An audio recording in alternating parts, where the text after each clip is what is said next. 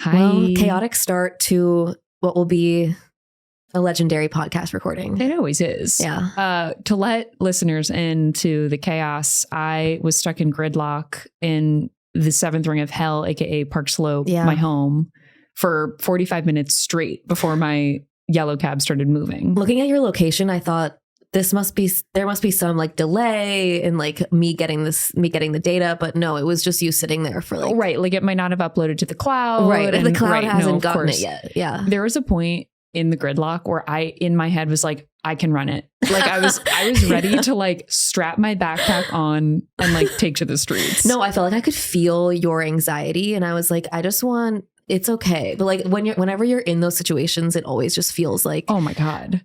It feels like you're running out the clock and like you have to reach the place so you can like defuse the bomb. And it's like, we're recording a podcast that has 5 listeners. I think if my cab driver was to like analyze what was going on in the back seat, he would have assumed that like I just got a text that my mom had like 10 minutes to live, and I like needed to get to Lenox Hospital immediately.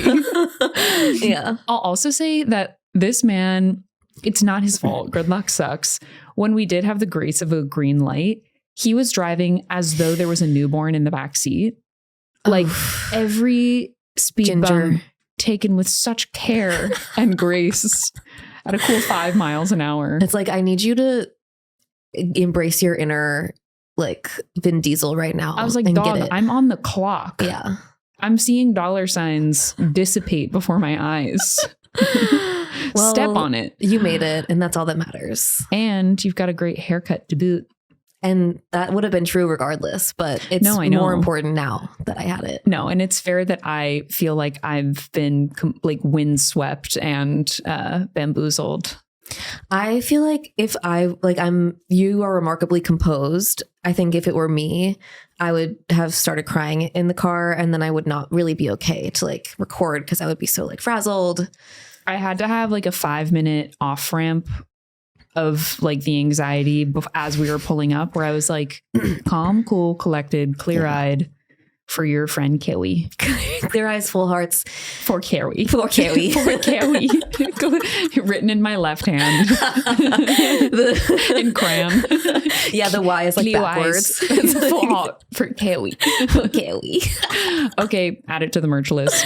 Yeah, I love it. The ideas keep growing. Yeah, we are expanding for sure. Yeah. How are you otherwise? Good. I mean, I was going to talk about Halloween, but I feel like we like knocked it out already with our last recording. Yeah. Well, and interesting, by the time this comes out, we may know who our next president of the United States is. Oh, if the United States is still a country, assuming that. Sure. Our banana republic, our new false leader, whatever we're calling them. Kangaroo court vibes. I don't know what any of those terms mean, but me either. They are terms for sure. So that's interesting. Like the idea of, we're recording now. We're like, this is kind of October 30th. This is going to be a relic where I was like, the last episode before fascism took hold. No, exactly. The earth opened up and we were all consumed whole. Before it became illegal to record this podcast. Yeah. Before my uterus was put on display in the Bone Museum.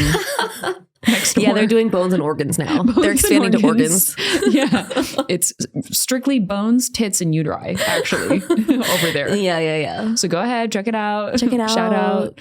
You can, it's a good time. Wait, so last episode we were talking about how we're famously not that good at Halloween costumes. Yeah. I do want to share that I think I've concocted a pretty good Halloween costume for this year. Oh, wow. Parker and I are going as Guy and Girl Fieri. Are you going twinkle tweeting? What did you just say? Are you going twinkle tweeting? Oh, can we? Of course. With Cleo eyes and a full heart. Wait, what are you dressing up for? Are you going to a party? We're going to someone's house. Oh. Yeah. Are you preparing an impression? I'm planning on kind of like walking around with my hand and like a rock sign all night long. And I do have a chain that says sauce. Okay. So. And does Girl Fieri, like, is it like Ms. Pac-Man? Like, does she have a bow? Oh, she's going to be stuffing her bra. Okay. Because, can't do that on its own. Yeah. I will be sporting a bold red lip. Perfect. I'll be wearing some heels.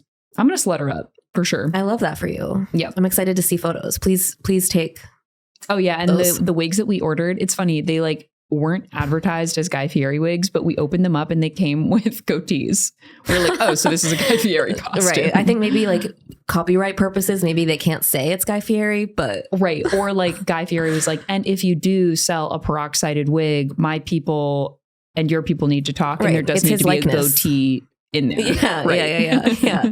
For it to be, you know, respectful and accurate. Sure. Yeah. Anatomically correct. Yeah. Cool. And I will say the goatee has like the best quality, like between the wig and the goatee all the way in terms of the wig quality. Keep the goatee for like your everyday look. Yeah. A little bracelet. Yeah. A little bangle. A little goatee bangle. On your face. Or that too, of course. Yeah. Next time we record, I'll have a new haircut. You'll have new facial hair. No, and no one watches anyway. So yeah, we'll just talk about it. It could get people in the door. Interesting. Yeah. Compelling. Thinking of, some good new marketing tactics for the pod. Yeah, for sure. Isabelle's shirtless tits out with a goatee. And what do you think about that? And is that violating YouTube's terms? Because YouTube is like, girls, you don't get enough traffic on your page to have any rules apply to you. Yeah, you can kind of do what you want. No one's seeing it. We don't even need to shadow ban you. It's just. I'm like, are we in trouble? They're like, you have a YouTube page? My new thing is saying that I'm shadow banned when I don't get enough likes on stuff. It's the algorithm. I guess it's just because I'm shadow banned because my stuff is too radical and kind of subversive and controversial for people. Correct. Okay, well, welcome to Floundering. Hopefully the vibes have settled after my time in gridlock. Yeah. I'm feeling a little bit more at peace. Good, I'm glad. Yeah, I just have to kind of get that off my chest. Yeah, we're here. We're hanging out, having a nice time. We are. Well, we've got a lot to discuss today. We have a lot. So I feel like before we dive into another little hole, which we're known to do, I think we should hit up our favorite little starting segment, Flip or Flop. Let's do it. Okay. Kick us off. So Flip or Flop is the segment that we do at the opening of this show to set the stage for what will be a record-breaking podcast. And Flip or Flop is basically where we take the time that we spent apart, which is never good. Mm-hmm. And we just kind of call out something good that happened, a flip, or something bad that happened, a flop. So that's that. That's all she wrote. Do you want to go first? Yeah. Really tight delivery, by the way. Thank you. I feel really good. We're getting like so good with it. Yeah. And is that the one I normally introduce? I feel like you normally do it. Yeah. No, we've got a shared script now. Yeah. Our shared little love language. We didn't even try. It just kind of came about. Carey. So silly. Okay. So, last episode, we promised that we would come with flops because I think we've been feeling slightly too optimistic. Yeah, these past few recordings. For so it's time to kind of ground everyone in the reality, which is life's not so good right now. So I'm coming with a flop. My flop is riding a city e-bike. Yeah, I would never do that. Holy shit, folks. So I feel like we all have an idyllic image in our head of what we think riding a bike in New York should look like, where it's like maybe you've got a little like farmer's market haul in your front basket. You're like listening to some Joni Mitchell. You look great. You know, you're kind of like seamlessly gliding through the streets. Sure. Like when I think about like what the external world perceives me as, even if I'm moving on like a clunky city bike, I'm like, this is what people see me as. So anyway, I have my own bike. It's a road bike. I don't use it that often. I was going to say, because I wondered sometimes why you don't bike here. It would be much faster, wouldn't it? Yeah. Well, here's the deal. I can't really bike unless I have someone biking with me who's leading the way because I don't trust myself as like my own guide, if that makes sense. Yeah, totally. I like kind of having someone ahead of me to clear traffic, and also they would be the first to go, theoretically. Very good point. Of course. Yeah. You understand, of course. Yeah. No, of course. So anyway, I get on this city bike, e-bike, it being the operative word, and one pedal and you are immediately going 30 miles an hour. Yeah, that's so crazy. Like it is 0 to 100. The fact that you don't need a license to ride those is insane. I mean, I brought my own helmet because I don't trust myself in anything motorized. And so one step on the pedal and you are at the speed of traffic. And these bikes are so goddamn heavy. Like to maneuver them, you are throwing the entire weight of your core, arms, neck, everything above is going into maneuvering this bike. at 30 miles an hour. Also, the roads in New York, not so hot. So to be going at 30 miles an hour, bopping down these pothole-stricken streets, I would go over a speed bump and my legs would splay out beside me. Oh, yeah. Like perpendicular. Ragdoll vibes. Like parallel to the street. Yeah. Like I would be like a full-on like cartoon character, like legs off the pedals. Yeah. And then when I landed, wasn't clear where my feet were going to land. Oftentimes not on the pedal at all. Oh my God. Just kind of like flopping in the wind around next to the pedals. And then the worst part happened when I got off the bike and I realized that I had been clutching the handlebars for so long that I literally had Lego hands. Like I couldn't unclench my hands after this e-bike ride. Oh my God. Because you were just holding on for dear life. Holding on for dear goddamn life. Yeah. Moving down the highways and roadways of New York at the speed of traffic. Jesus. Also, I will say, because again, these bikes are so heavy, like when you go over these speed bumps, like I felt my brain hit the front of my skull. Oh my God. It was terrifying. It's like really, they don't tell people, they don't warn anybody about that. No. And like you have people getting on those that are crazy because it's New York. No, exactly. It's like, what are like, we need to have proper like trainings in place. They're brought to the city bike because of the allure of biking in the city. Yeah. And then they get on the bike and they might as well be operating, heavy machinery. It would be a death sentence for me. Sorry. I would never do it because I would be 6 feet under real quick. There needs to be a study, I believe, on the instances of CTE within the bike riding community in New York. Like, truly. Yeah. Not even from falling off, but from like the sheer force of going over a pothole. Yeah. Totally. I'd be curious if people have had the same experience on a city bike. Well, I'm glad you survived. By the skin of my goddamn teeth. I'm glad that your hands have come back to normal. Yeah. They fully like so you're not Playmobil. Yeah, I was like, I guess I can only hold coffee mugs for the rest of my life. Well, speaking of coffee, uh-oh. I have a flop related to that. And thank you for bringing a flop. So are we done with yours? Do you need anything? Do we need to say anything else? Because that was a good transition, but then I had to kind of go back and make sure I was being respectful. There's nothing left to say other than be careful. Just be careful. Yeah, I mean, I don't intend to get on a bike anytime soon. Yeah. And that's my right. Back to your coffee. Back to my coffee. Okay, so I have a flop. And I need to find my people. I need to find my tribe on this or I feel like I'm in a universe unto myself at this point. Sure. I feel gaslit by society because 9 times out of 10, when I go get a coffee, doesn't matter if it's iced or hot, if I get it from a place to go in a to-go cup, I am spilling coffee on my shirt at some point. And it's like the ergonomics of the cup, like it's the design of the cup. But then it's like nobody else is experiencing this, it feels like. So it's like, am I not drinking do I not know how to drink out of a cup? Did I never learn that? What happened? And it's always like the seam. It's like the lid and the seam of the lid in the cup. I guess we need to end the podcast because we're just going to be talking about this the whole time. It is an engineering flaw. What's going on? That is endemic in the coffee community. But and you know where it doesn't have it? Starbucks. Oh, interesting. I can, if I may, call out a place where it always happens to me. Blank Street. Those coffees refuse to stay in those cups. And I'm telling you right now, because it's so true. When it happens to you, you're like, there's a very isolating feeling in being covered in scalding hot coffee. And I'm like, how is this happening again?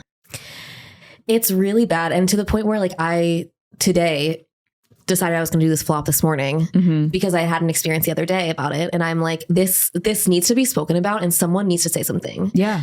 And that's going to be me. And then literally I put that in the dock. And then like an hour later, got a coffee, Pause Cafe in the East Village. And what do you know? As I'm sitting there, I spilled coffee on my shirt. You know, it's like a similar level of humiliation as like tripping on a sidewalk in front of people. Or I'm like, did you guys just see that? Or right. It's like, this should be so simple. And they make it seem like it's so simple. In the movies, you see people sipping coffee out of their cups. It's like, and no one's spilling it. Oh, completely. And that's also like, hey, look, I didn't get this for an indulgence. Like, I need this to live. Right. So like the fact that I am being punished this way for just trying to like keep my body ticking. No, and I feel Feels like undressed. I feel like I'm like a 95-year-old in like a home. You know what I mean? Like that's what it feels like to like dab the top of your shirt. Oh, completely. Also, is there anything more fruitless than dabbing coffee off a white shirt? I will say, babe, that stain's not. When it happened today, I did get like pretty much all. You got it out. I got it. Yeah. What was your secret? Just cold water, and I did it right away in the bathroom of this hair salon. Oh, interesting. Yeah. Yeah. I love the like old like wives' tales and tricks of the trade for getting stains out. Like I'll never forget like spilling something in front of my grandma, and she was like, red wine vinegar and seltzer water and iodized salt. I was like, what now? Okay, writing it down. Yeah. I'm like, is that what I drink when I think the world's gonna end? Like, right. What is that the that? elixir of life? What's going on? Yeah. I'm just like, it's really maddening, and it makes me feel like I'm a lesser human being. Yeah, it's like if I can't like master the basic function of like holding a cup with my Lego hand. Well, I'm looking around at the world and I'm not feeling represented. Mm-hmm. Like I'm not feeling like there's like there's people who understand me. No, there's a special way of feeling erased after that happens. Yeah. So I guess that's my flop, and I'm just asking people to reach out if you have had this experience, and maybe this spoke to you, and maybe you were thinking of harming yourself today and you're not going to anymore because I spoke for you. Carey's with you. Yeah. There's a community. You need to give a voice to the voiceless. I guess the one benefit is like, you know, in the days when we were going to an office all the time, like you would have to muscle through a day of like sitting up and like pointing at whiteboards with just like, I don't know, a like continent shaped coffee stain on your shirt. And now if that happens, I just shrug and get back on the subway and go home. I'm like, I don't have to play this game anymore. Well, I feel like it's been a cruel kind of addition to my life the last little while, because I decided about a week ago that I'm going to have a glow up. And I'm just like living my life as though that's happening. And it's just feeling like I literally went to the fucking hair salon today to get my haircut as part of my glow up. Sure. And then the first thing that happens upon sitting down is I'm spilling coffee on myself. Like that's not really part of the glow up vibes, but I guess maybe it is somehow. I think without that coffee stain, it would be too powerful. You know what I mean? Yeah. Like I think it's just that. Well, it's also like maybe it's like the girl at the beginning of the movie, like it's before her journey sort of takes hold, and she's like, that's where I'm at. It's a little Anne Hathaway it's definitely giving to Mia. Yeah. Mia Thur. It's definitely giving Mia. We didn't talk about how there's going to be a Princess Diaries 3. I know, giving the people what they want. It's amazing. And we've talked about this too, but like in these dark times, I am so happy that there's like a return to that nostalgia. Me too. Where it was just like the silly, frivolous 2000s. And she's not like starting a podcast talking about Princess She's Diaries. Not doing a Princess Diary rewatch. She's just making her art. She's just saying the Princess of Genovia is now the queen. And get involved with that. And get involved. Yeah. What do you think? I haven't done a lot of reading on it, but like, what is there to explore? I hope it's her finding love. Like, I hope it's kind of sexy. I hope it's her like tackling climate change as queen. Sure. And for sure that before what I said. Yeah. Like maybe she finds love like ocean temperatures before sexy stuff, for the record. Yeah, definitely. Well, I think both can be true. Of course. Both can happen, and that could be a really you can get your inspiring storyline. Yeah. Having them saving the common good in mind. Yeah. Anyway, so that's flip or flop. It was 2 flops. As promised. I feel good about that. No, same. I needed to get that off my chest. Yeah. And like, I really do want to have like a triumphant return on a city bike, but like as it was happening, similar to like what you're describing of like the sad nature of like an onlooker seeing something pathetic happen to you, like an onlooker seeing your whole coffee go down the front of your chest. I was like, what does the general public think about the way that I'm driving? This bike is driving me. Right. I am not riding this bike. This bike is riding me. Yeah, I think it's important to note in those moments that no one's probably perceiving you at all. No one pays attention. Yeah. But it's still so humiliating. Oh, yeah. To have my legs flapping in the wind behind me as I go down Lafayette Street at 45 miles an hour. I'm like, I'm a bat out of hell. Yeah, it's really scary Holy out there. hell. I'm sure there are people in living rooms being like, someone called the ambulance. Like, 5 blocks from that. That's no good. Were you with anyone? Parker was several blocks ahead of me. Okay. But again, like, He shouldn't have left you behind like that. I don't think he knew. I think he was going too fast too. Jeez. Yeah. It's too dangerous. It is. It is. Stay safe. Take the lids off of your coffee if you can, if you're in a position to be doing that. Well, actually, this is a good note. Take that lid, let it sit without a lid for a little bit so it cools down, and then take 3 little sips, just so that when you're walking, it's not sloshing over the corners. This is my fatal flaw where I'm like, no room for milk. Give me the jet fuel all the way to the top. And I'm going to put that top on because I'm in a rush to go back home and sit. Yeah. And then, yeah, it's, well, exactly. The swelling of my ego is my ultimate downfall at the end of the day. Wow. Yeah. That's poignant. I didn't mean to get that wise so early in the pod. We have like 20 minutes left. Yeah. I'm just like, wrap it up. Okay. Should we get into it? Yeah. Do you want to frame this Absolutely. conversation? So, in our first season, we took a trip back to school, which is fitting.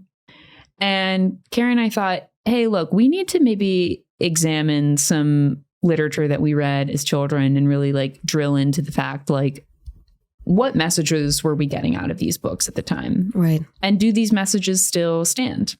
And we also explored some newer books that the kids are currently reading and wondering what are they being told? Right. What were the messages that we were getting, or the messages that the current generation is getting, and how do we feel about those? And of course, because we are academics and scholars, we are qualified to be talking about these topics. Totally. It's episode 7 of season 1. It's called The Pout Pout Fish. Yeah.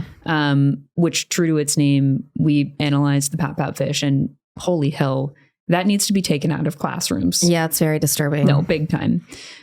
So anyway, we, after a groundswell of requests from 2 mothers who I solicited feedback from, we were given a fresh batch of books to dive into.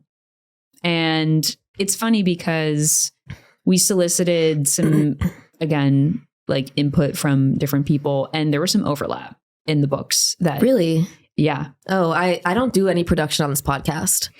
Well, Isabelle produces the entire thing, and I just kind of like come here. I'm just slip sliding into DMs left and right and saying, help. I'm help like, us. oh, you asked for feedback. Interesting. I guess I could do that. I never It's thought like about it. me with 2 wires together trying to make thoughts happen. And thank you to the community for doing that. Yeah, thank you to the community. So anyway, we were given a fresh batch of books by one dear friend. And then I asked a coworker and another mom, and 3 books that are in our lineup all surfaced. I chose one of the books. Yes. And then there are 3 additional ones that became overlaps. I just wanted to say that because I don't think the one that I chose would have been an overlap with those people. I love the book that you chose, by the way. It was actually a pretty bad book. Just in terms of like there was nothing really there, but there was a lack of there, but we'll get into that. Yeah. So anyway, we have 4 books for you today. Carey and I have been kind of like scouring the internet. We've read them cover to cover, all 4 pages of them with their big thick cardboard pages. And I gotta say, one of them was because I read them on YouTube. I watched the YouTube videos. Longest 7 minutes and 41 seconds of my damn life. They really know how to they know how to stretch 12 minutes into an hour. They know how to, one thing that children's books will do is repeat the same damn thing 400 times. I said, I watched the seasons turn while I read this 12-page book. I felt my face develop a wrinkle. Yeah. No, exactly. So, and also one quick note, beyond the fact that it did take me what felt like 2 full weeks to get through the reading of a Dr. Seuss book, there is something kind of magical about auditory, visual, like having a book with pictures read to you on YouTube. Yeah. I was like, I know that we have Audible, but have we considered like perhaps Picture visual medium to some of our favorite books that we're reading now, like even the long ones. Yeah, like with the Sally Rooney book I'm reading, there should be like images of porn. I mean, during the times where it's porn. Yeah, I miss the days of like sitting on the floor in the library and like the librarian reading to you. Yes. That was so fun. And also like even in like books we're reading now, like I feel like sometimes in like biographies or memoirs, there's always like the thick glossy section in the middle with pictures. Oh yeah. Favorite part. Anyway. I guess. Oh, I love that part. Oh, okay. I actually like randomly kind of don't. Oh. I'm like, why are the textures of the pages different? It freaks me out. Okay. Yeah. It activates my like sensory Yeah. shit. I'm sorry. It's okay. To have even mentioned it. I'm like really offended by you liking that, but it's totally fine. With your new haircut. I'm so sorry to have even brought the vibe down like that. It's okay. We'll somehow get through. Anyway, we watched and read some of these books and we have 4 for you today. Where do we want to start? I think you should just start with your first one and then maybe I do one of mine and then we just like ping pong. Okay, let's do it. Let's go. I'm grabbing my curriculum. Okay, so the first book is, which I've read this book. It's Love You Forever by Robert Munsch. Yeah, I have a lot to say. I've got a lot to say too. Did you read this book as a kid? No. Okay.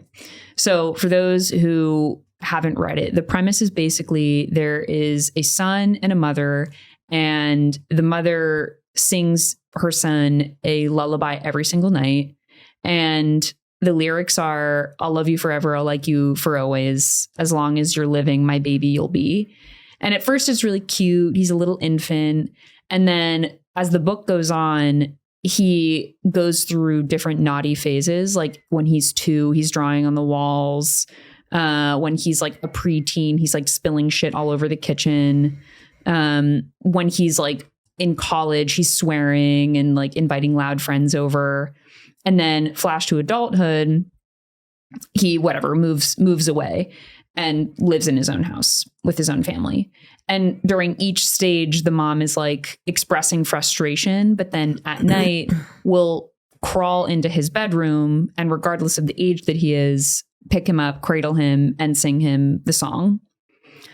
And it's all fun and games until one final scene where the mom in the dead of night drives a car to her adult son's house with a ladder strapped to the top and hoists it against the side of his house, crawls into his bedroom, sings him the song while he's asleep. And that's not the final scene. No, the final scene. The final scene is her basically dying. Right. So then, of course, it's like he's lived this whole life of his mom unconditionally loving him. And then time moves forward. Mom gets older. Cats in the cradle, etc., etc.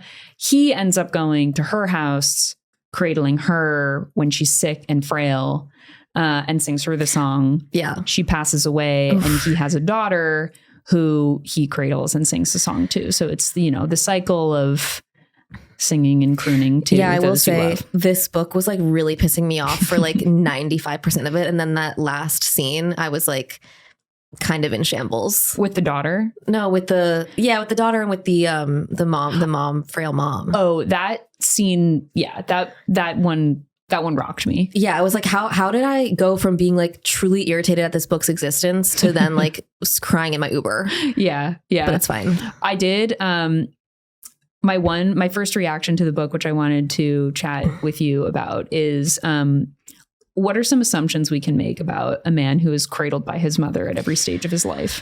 Okay, so I don't see this book as like literal. Okay. Like it's a metaphor, right? So I just can't take it seriously. Mm-hmm. Like you were not being cradled by your mom when you were 45 and your wife is there.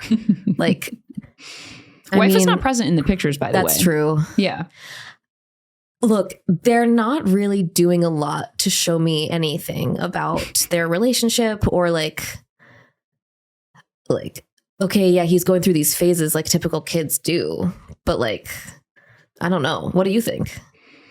I mean, when I was growing up and my parents were reading it to me, it was just like, your parents love you so much. Don't forget about that. And like, even if, there's nothing you could do that wouldn't, right. Make us that love does you. Seem to be the moral is that Sure. like, regardless of how much of a menace he was being, his mother, And I do think that's toxic. It is toxic because this is like the classic like boy mom who like doesn't see that her son has flaws. Yeah. And he's out here like probably fucking all these women and destroying them. Well, this is what I wanted to thank you for like peeling now back. I'm mad. No. Now we're scratching the crust of what I wanted to get you talking about, which is like, let's talk about this guy who's cradled by his mother. Right. He probably doesn't know how to do his laundry.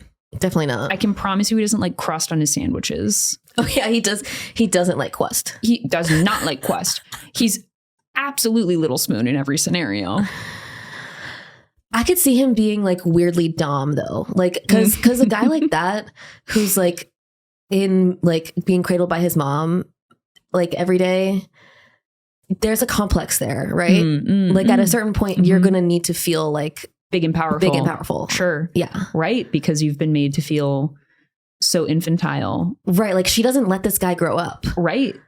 And it's like, oh, this is a mother's love. And it's like, you're smothering him. This is why he doesn't come home for Thanksgiving. No, exactly. But he does. But he does and cradles you, of course, in that scenario. Yeah. Yeah. No. And it is striking that, you know, he doesn't have a relationship with his father. Father figure absentee. I will say that. So yeah, you're right. There might be some like really complex notions of masculinity in someone like this who feels so coddled in some context and then feels the need to exert his masculinity in others. Well, also I just was thinking about the moms who submitted this book were like, what the fuck? The moms are like, this is a really touching story. They're like, whoa.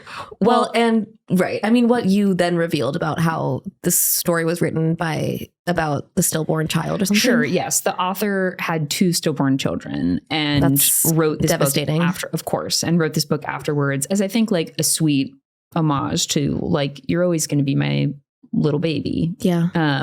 So again, I don't like, there is sweetness in this, but I don't think that we can gloss over the fact that it's dangerous to have men coddled that way by their mothers. Yeah. And I will say too, when he starts to, you know, again, we love a girl dad for sure. But again, I was like, what type of dad are you going to be to your daughter if you're singing her to bed every single night? If my dad came into my apartment window to cradle me, he'd be pepper sprayed. No, he would be in federal prison. He'd be maced. Yeah. I would take a military grade flashlight out from under my pillow and club him. I'd say, no, sir. Right. Okay. Also, here's what I want to say, because I also take issue with the premise of the song. Sure. Okay. I'll love you forever. We're good there. Yeah. Love. I'll like you for always. Because last I heard, it wasn't unconditional like. It's unconditional love. And sometimes there's going to be stuff that your son does that you're not going to like. And you're going to want to be able to know those times and call that person out and give some tough love. Sure. And I feel like this kid just never got that and was always like, yeah, whatever I do is fine. My mommy likes me for always. Yeah.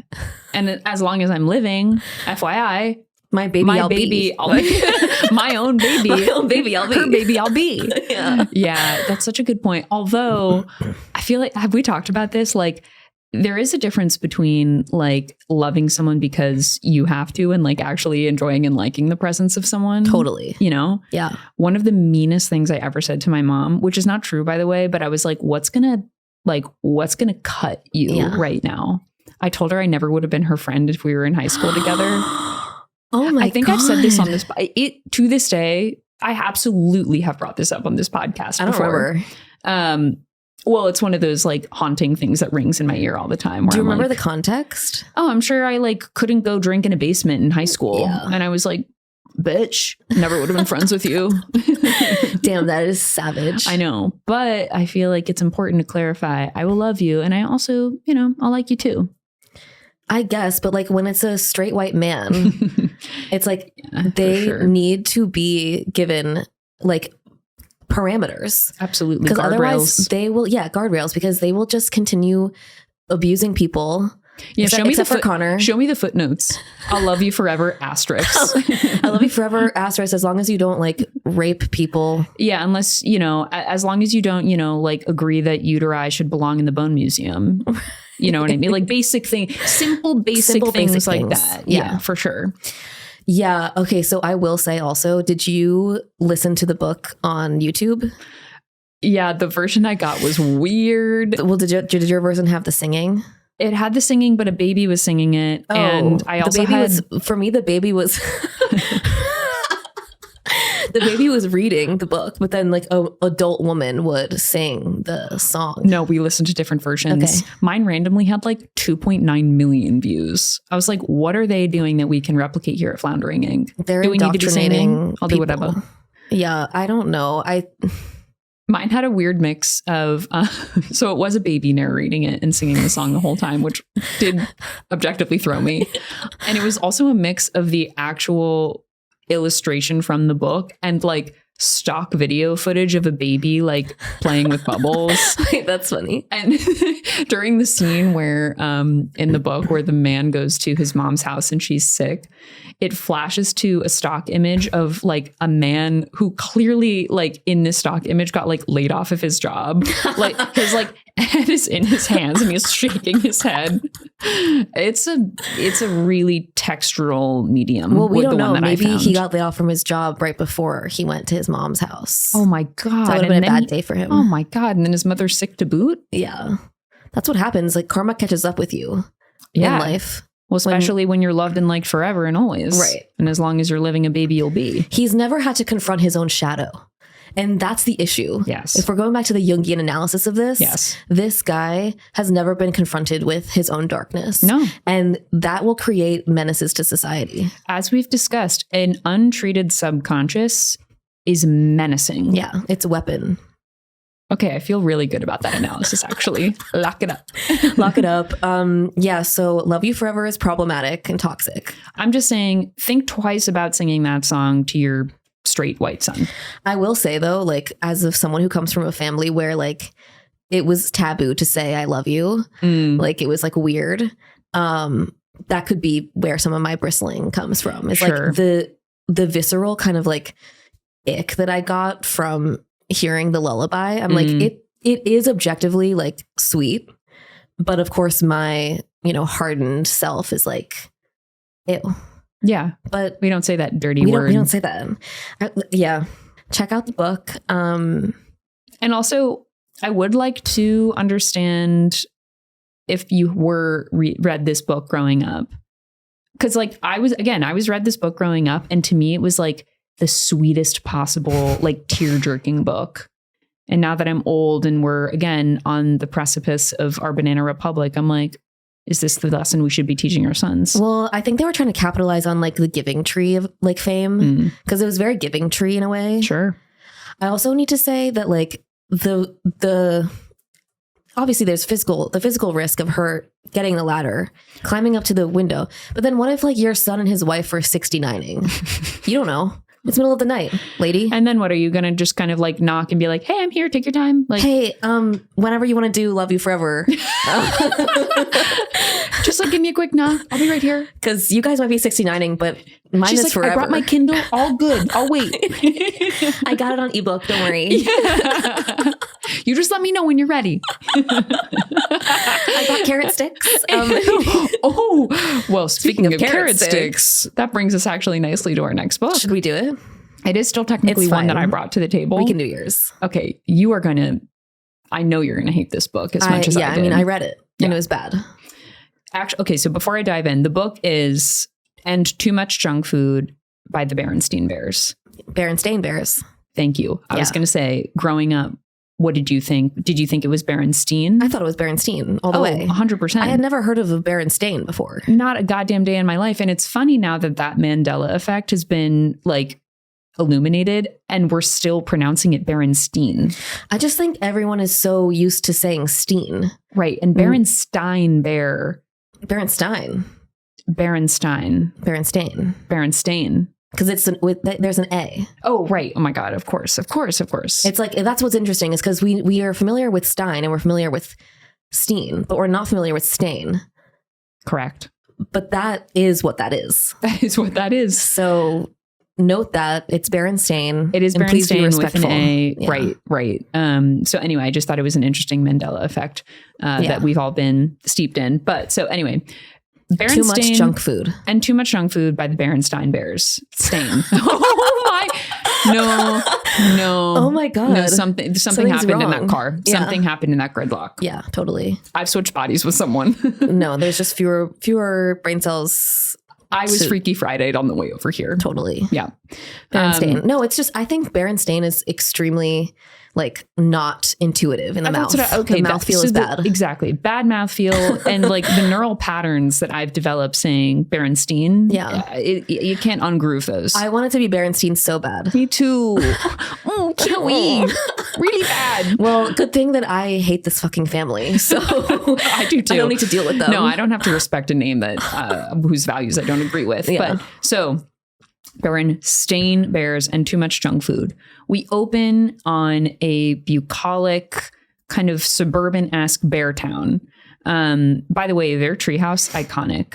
Like, oh yeah, put that in Architectural Digest. It's stunning. Yeah, I need the AD home tour. Me too. So anyway, what we learn over the course of the first few parts of the book is that brother and sister bear have developed quite a junk food habit. And they like to do it when they go to the mall or at the movies, or even if they're just watching TV. And it's all bad junk food. It's, like it's candy and sweets.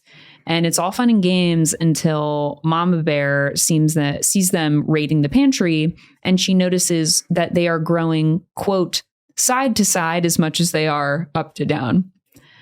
And for the next 3 pages, it's basically like a 360 of the brother and sister rotating, where she's like, indeed, too wide from the front, too wide from the side. Fatties. Too wide from the back. You got a dump truck ass and mommy's not happy about it. And so the kids are like, oh, mom. And she takes all of the candy and puts it in the freezer, which fatal mistake because frozen candy is dank as fuck. Dank as hell. Lit as fuck. And then dad comes in and he's like, oh, what are you doing with my sweetsy colas and my choco chums? My choco chums, yeah. And my sugar bombs, which again, where can I find? Sounds amazing. Sign me and up. Mama Bear is like shoving all the stuff into the freezer and something falls out of the fridge and he goes to pick it up and his overalls rip, which is like devastating. I for mean, Papa yeah, that's Bear. humiliating. That's pretty bad. That's like coffee on the shirt type of stuff. Yeah. Yikes. I did feel for him. No, in that moment I was like, what's this story about? Like, is this about making your dad feel small? Yeah.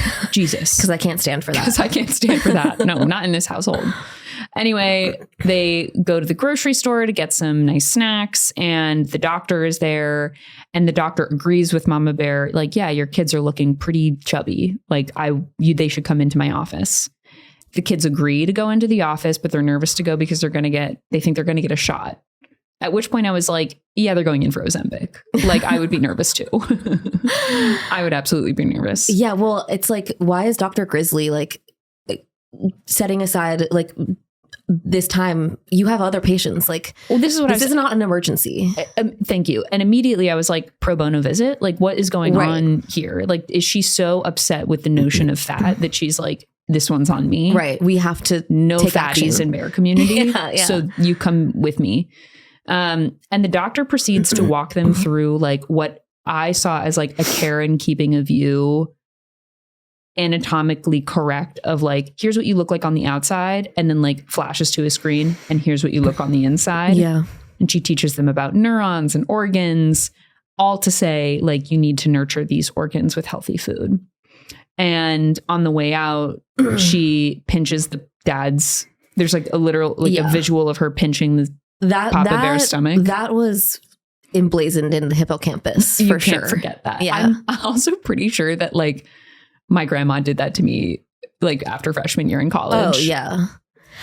I think it was normalized to do that for like a certain generation, but certainly not Berenstain generation. No, certainly not.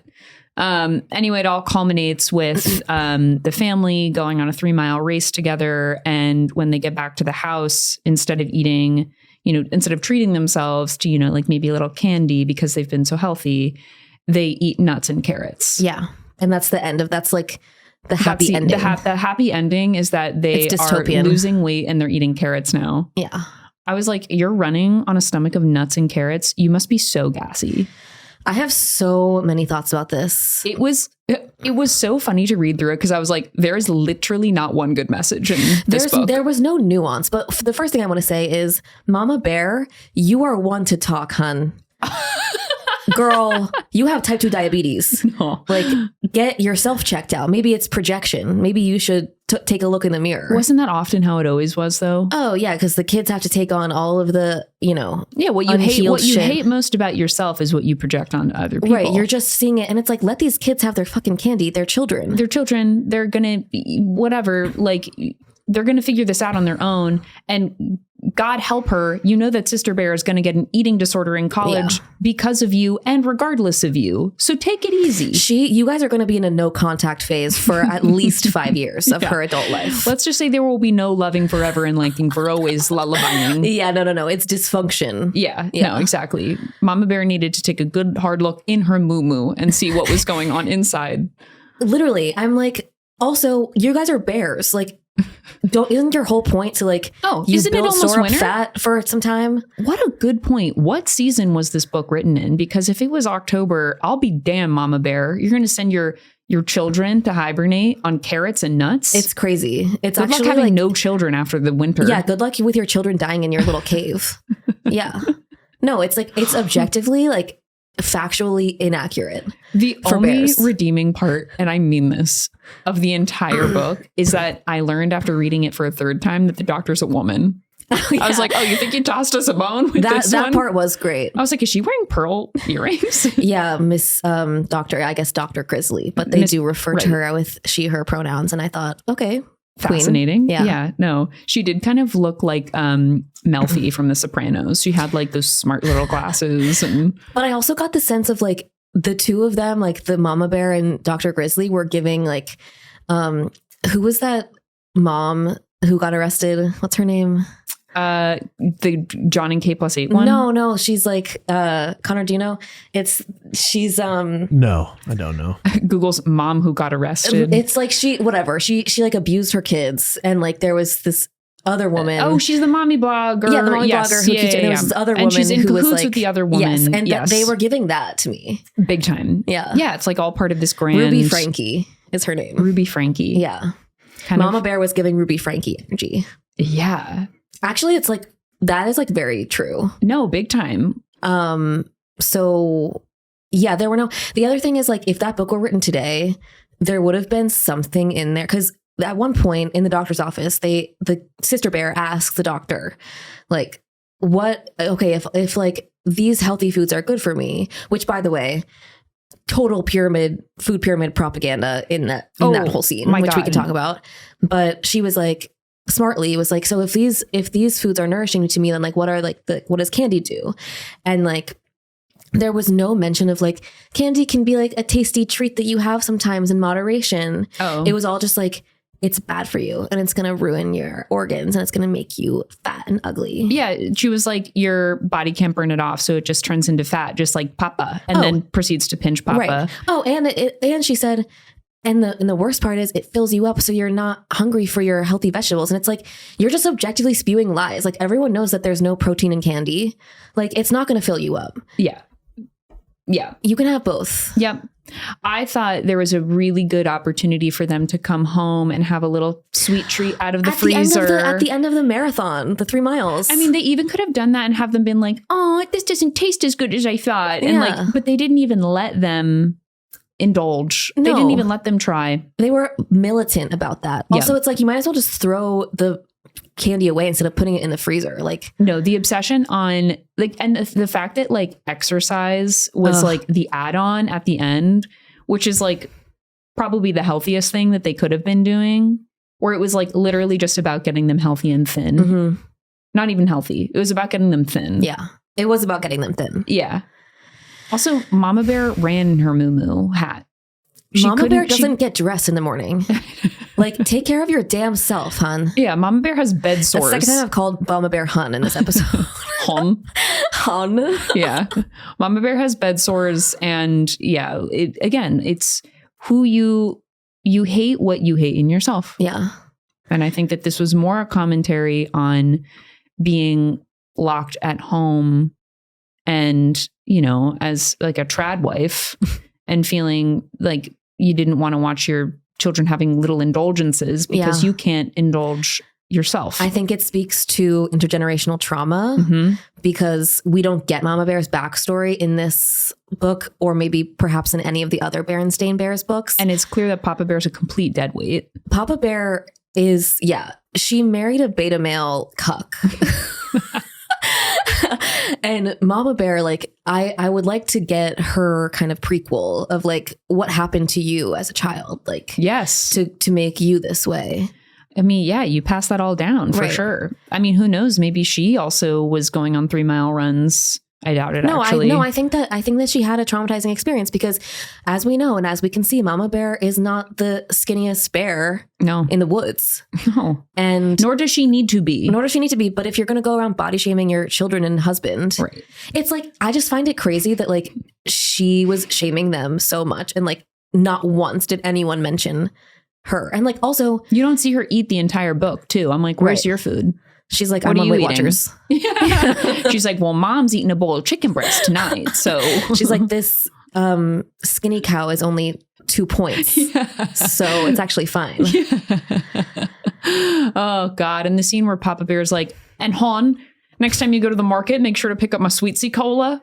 I was like, this man needs to be, well, quite frankly, buried along with the treats. Yeah. There's a lot going on. I do think Mom and Papa Bear should be in some kind of counseling. Definitely. Because it feels like this is a classic case of like, this guy married someone and like she became his mother. Yes. You know, it's like he has autonomy. He's a grown man. Why is, you know, okay, he rips his overalls and now all of a sudden like he has to do whatever she says. I find that dynamic to be like a little disturbing. I'd love to understand if Robert Munsch might have written a Papa Bear. Munch in that man. The Munch, like, what would Munch's analysis of the Berenstain universe be? No, I do need to know what Munch would think of the Berenstain Bears, because there is unconditional love in theory there. I do think, it came from a place of like wanting her kids and husband to be healthy, I guess. And also maybe, you know what else it could be? It could be like a thing of if she was fat shamed as a child and like bullied in school, it's like she's trying to save them from that, having that experience, which is loving in a way, but it's also like you're doing the same thing that was done to you as a child, which they will then do to their own children as well. Their own children, and there will be a lot of resentment built up in your family line. Actually, I think there's a lot that we can carry over between Love You Forever, Like You for Always and this book. And that was also a tradition passed down to a new generation. All of these books speak to intergenerational trauma when you think about it. Damn. Well, when you put a point on it like that. Yeah. All right, your turn. Well, okay, so we should pay attention to... Let's do one more book. And then we'll quickly rip through our M&Bs. We're going to do probably a part 3 to this series at some point. We have to. Okay. I have to say, you came very prepared with your synopses, and I did not. Well, we also read them, so we can go through. Should we do Sophie's Squash or Couch Potato? They're both so good. How about Sophie Squash, because it's timely? I think we should do Sophie's Squash. I think there's more there. There's more there. But just know that we will be exploring Couch Potato at a later date. Yes. And if you do want to kind of like read up on it on your own, it's Couch Potato by Jory John and Pete Oswald. There's a resounding YouTube version of it that I watched read by the authors. Read by the authors. So, highly recommend. Yeah, highly recommend. But let's get into Sophie Squash. Okay, so Sophie Squash. Connor's like, girls, Jesus Christ. This one's quick because there's really not much of a plot here. No. Sophie Squash is a book about a girl who goes to the farmer's market with her parents. She's clearly an only child. Otherwise, she would not do what she does. But they get a squash and then she develops a codependent relationship with it. She names it Bernice and she puts it in a crib and gives it a bottle of milk at night. And she goes around, like she totes this squash around like it's her best friend, and she puts a little smiley face on it. And it honestly is kind of cute in the beginning. Yeah, like, I would say so too. In the way that like something a kid does is kind of cute, but then if Yeah, it it's does like having it for, your rock friend or Right. yeah. you hope that the child's memory is weak enough that it doesn't cling to this thing for a long time. But no one can convince Sophie that Bernice is not like alive Yes. and not in fact a vegetable. So obviously we know what happens with food and vegetables, where eventually, you know, time takes hold and it goes bad. But Sophie doesn't really pay attention to that, and she like brings her rotten squash Bernice into school with her and gets like mocked by children. And it's like, yeah, what did you expect? Right. So yeah, Sophie, this is like, to me, beginnings of OCD. Like, needs to get a little checkup. Big time. Yeah. Or something, but there's just some neurosis happening there. So then eventually they go back to the farmer's market, I guess. I don't really know why, but she asked the farmer, what to do with her squash. And he says that you should just like bury it and like make it a little bed and like put it underground and then keep it warm or something. I don't know, throughout the winter. Which, by the way, very sinister if you're talking to someone who believes that Bernice is like her corporeal best friend. Right. Bury her? Bury her. Chill. Okay. Which she does without blinking, by the way. Which she has no emotional response to doing this. I'm like, you realize you're laying your best friend to rest. You literally just put your best friend in a grave. Also, can I just say, throughout the book, I don't know if you saw the illustrations, but she has a cat. Yeah. She has a full living cat. Yep. I'm like, why don't you just hang out with the cat? Oh, and then when her dad brings her the goldfish and she's like, it's not Bernice. The parents they need to trying their hardest. The parents, no, they're not trying hard enough. I think they both have like high powered corporate jobs. And they just don't have enough time for Sophie. Oh, yeah. No, you're so right. Like, mommy's at a conference in Vegas. Sorry, hon. And like when they have their family meeting where they talk about Bernice and how like she needs to let go, it's like disturbing. Like the imagery is like the two parents like standing above Sophie. She's sitting in a chair and they're like kind of like yelling at her. Yeah. And I'm like, this needs to be approached differently. She's clearly unwell. Yeah. Anyway, ultimately, we know what happens. She buries the squash underground, Bernice, and then time passes. And of course, the squash grows to new squash, baby squash. And she gets to take them and she names them other bee names that I forget. Oh my God. I thought the most disturbing part was that she bounces both of them on her knee and says, they look just like Bernice. Yeah. And I said, so you just, took like a 6-month break and now you got your best friends back and they're twins? And you've now aged. Like you're now older and wiser. And you now have a driver's license? Yeah. So what's up with that? You just got into UNC, Chapel Hill. Like, and you're majoring in psychology and you're bouncing your squash like that? Good thing too, because you need to figure out what's going on with yourself. No, seriously, I hope that major can figure something out for you. But yeah, I don't really know. Like, what do you think the moral of the story was? That's how it ends. I mean, I feel like if you're reading it to a child, like it was presented to us as like it's a fun way to like get into the season of fall, which sure, maybe it teaches children about like the notion of caring for something, where it's like, she took care to bury it and water it and turn it into this new thing. But beyond that, I was like, this is a lonely child. Yeah. Her friends make fun of her for carrying around a rotting vegetable whose smile has like turned upside down because, again, the squash is rotting. Her parents both work at JP Morgan. So yeah, her parents are like VPs somewhere. Yeah. I didn't, it didn't seem to like there was any real moral. No. But I guess, it's festive. Maybe it teaches you a little bit about the cycle of life. Like, hey, look, like, this vegetable is dying. Right. So I wonder if like that's a common problem amongst children. Like, do children get overly attached to plants or something? Or like, I mean, I was super attached to like stuffed animal. I had a stuffed animal named Arthur who I like would have taken a bullet for. But a stuffed animal is like, you can have that for as long as you need. Whereas your squash is going to get rancid as fuck. Right. Also, when they were like, let's cook it. Like, let's make it into something. And she's like, that part was over disturbing. My dead body. Yeah. I was like, imagine taking Babe the pig, into your home and having parents say, Well, it's pork Let's for make some dinner. bacon. Yeah. Yeah. Well, let's sizzle her up. Yeah. The parents were not approaching that with grace, where they said, honey, it's time to eat Bernice. And she Right. said, Bernice is literally my girl. I can't do that. No, and the mom is like on a conference call at the time. She's like, am I on mute? Honey, we have to eat Bernice now. They're like, what's happening? Yeah. And Mark, that's to me by EOD. What, honey? Yeah, no, great call on the distant parents. I definitely, like, now that you're saying that, picked up on that too. Because Sophie needed more attention, like either from peers, siblings, cousins. She needed some cousins. Ooh, that's for damn If sure. she had some cousins, we could have avoided this whole thing. Well, actually, I do feel like kids do this when they are crying for help. They'll do something that's like Yeah. really out of pocket or naughty or bizarre to be like, is anyone paying attention? My best friend is literally a gourd. Yeah. Mom, dad. That would have been an interesting direction for the book to have taken. Like if it was revealed that this was actually disorder, Right. or something. I mean, and maybe there is subtext. Like, I'm sure on Reddit I could find a hive that's like, yeah, no, I'll be looking at Reddit later. These are some unresolved.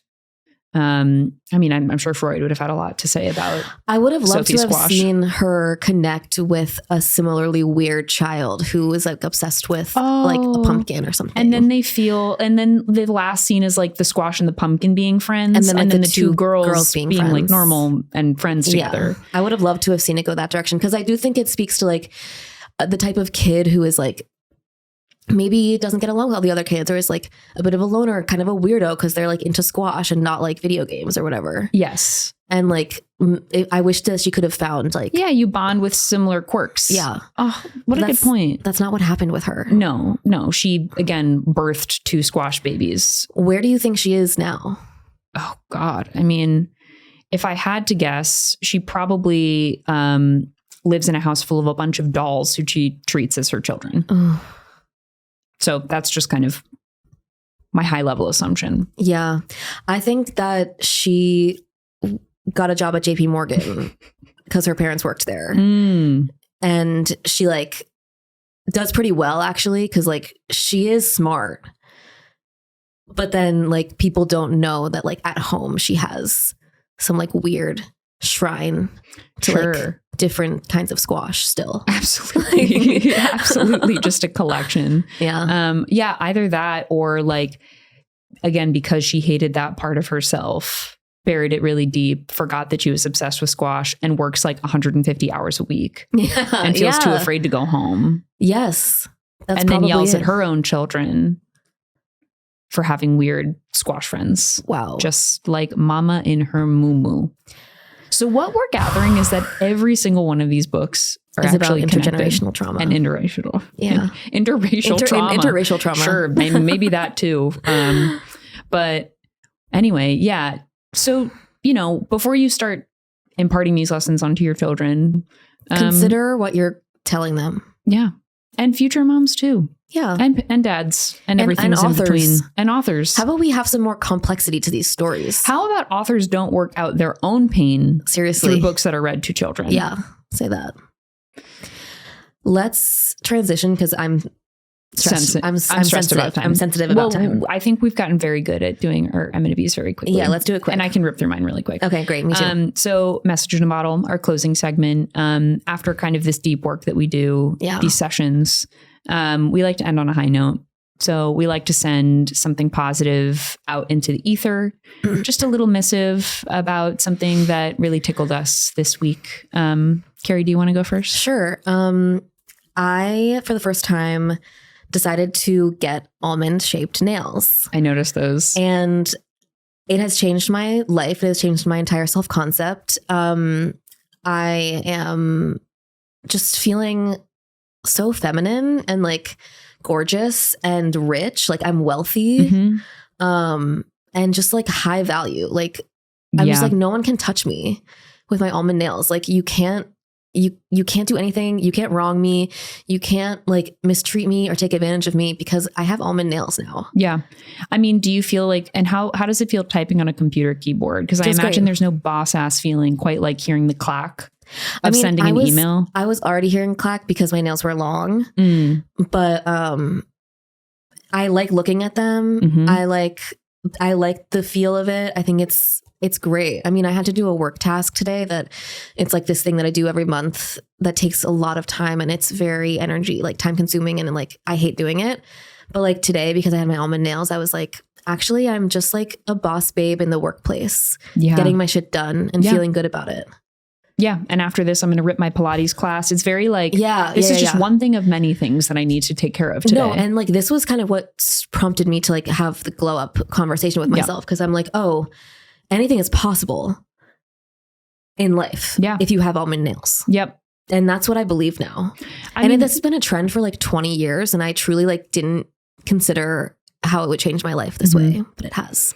I mean, I think it's kind of related to the placebo effect, where it's just like, if you put something, even if it's just like, frivolous and cosmetic, like you will rise to that occasion. You need to rise to the almond nail. It's like waking up with like a fresh face of makeup on. It's like, well, my nails are already done. Right. So no, like what can't I conquer? Yeah. Yeah. No cup of coffee is too scaly for Kaylee. I mean, I still am struggling with that, but baby steps. Yeah, for sure.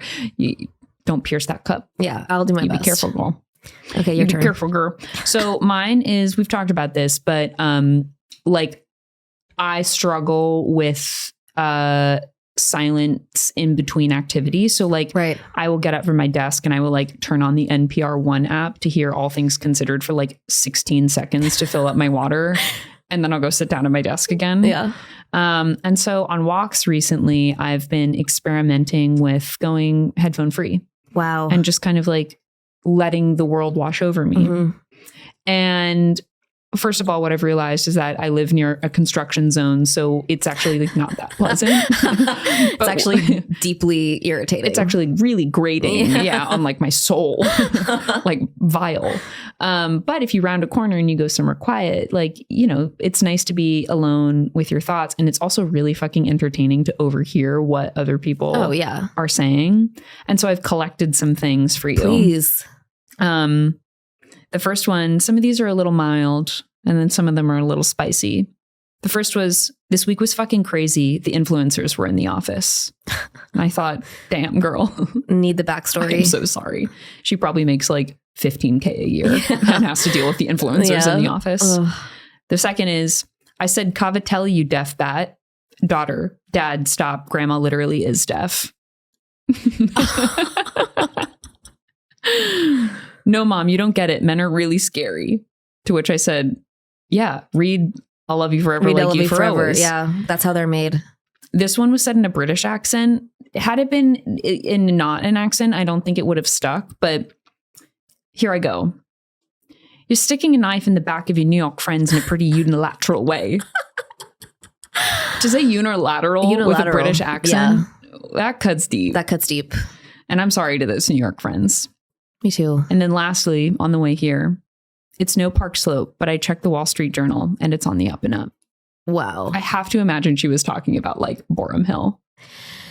It is really fun to walk around without headphones and just experience other people living life. These little collections. I was on a pretty long walk one night, like a couple weeks ago, and I forget if I told you about this, but somebody was walking behind me for quite some time who's on the phone. That's a fucking gold mine. Oh, yeah. You got to stay like just ahead enough where it's like you're not trailing behind. But I was devastated when she like turned and like wasn't on my path anymore. But she was like in a long, drawn out conversation with somebody about the fact that what I was gathering was that her and the boyfriend that she lives with, or husband, I don't know, recently got a dog, and they were trying to figure out how to have sex because with the dog watching, because the dog the dog cries at night when it's going to sleep. So then they bring it into their room. But then if they want to have sex, the dog's in the room. Sure. And they have to contend with the fact that the dog is like watching them. Sure. And she was kind of, going through all of the various emotional states of what that feels like.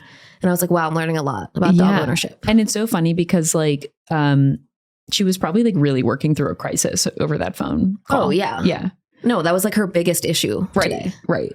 Yeah, no, it's magical. And it's like the same reason why I've actually had to now position myself like far away at a restaurant, if like people are like, if I have the choice of sitting like in the middle of the booth where everyone is, or like the far corner table, like I have to be at the far corner table because I cannot physically stop myself from listening to whoever is next to me. No, this is my like one of my big issues with like being in public is I have a really hard time like focusing if I'm with one person, but I hear someone else talking over here. Like, they could be reading like their blood results and I would be like, that's riveting. And I need to kind of thank you for what you're trying to communicate to me. But like there's something else going on. Right. I actually need to hear about her test results. Yeah. I need to learn about her lipase levels actually immediately. Yeah. Well, I'm glad that you're experiencing that. I think it can be a good challenge to, just take off the headphones. You know, you don't need to listen to stuff all the time. And I was realizing too, I'm like, I'm not even listening to what is in my ears. I never am. I'm just like filling my empty cranium with something, anything. Well, also like what I've been trying to do more is like, if whatever that stimulation that you're looking for, like from podcasts or whatever, you can just have that inside of you with yourself. You can have your own dialogue. And I tune into my own little channel and I say, what's going on over here? Yeah. And like in those moments of, you know, the 30 seconds to go fill up my water or whatever, like, and it's just kind of nice to check in. And it's nice to like let your brain have like a refractory period where it like refills with thoughts. Cause like, I'm just so used to like having thoughts manufactured for me in between those moments where I'm just like, okay, like here's a little bit of negative space. Like what can Ari Shapiro tell me about ocean levels? Yeah. What can I pump Iceland? Into my system? Yeah, exactly. So anyway, I'm inspired to keep that tradition going. Oh, well, 2 great M&Bs. 2 great M&Bs, 2 to cancel out our flops. To cancel out the flops, and 3 very intelligent analyses. I mean, seriously. Yeah. If you guys need to have some silent walking time after listening to this one, I don't blame you. There's a lot to digest. Let us know if you decide to find those books on YouTube. And Connor, are you mad at us for just all of this? Of course. Great. Cool. Figured that would be the case. I feel awesome about that. Yeah, likewise. No, not at all. Okay. Thanks, Connor. Jesus. All right. Well, thanks for tuning in as always. We love you guys. We love school. Thanks for hanging around. We'll be back soon. Bye. Bye.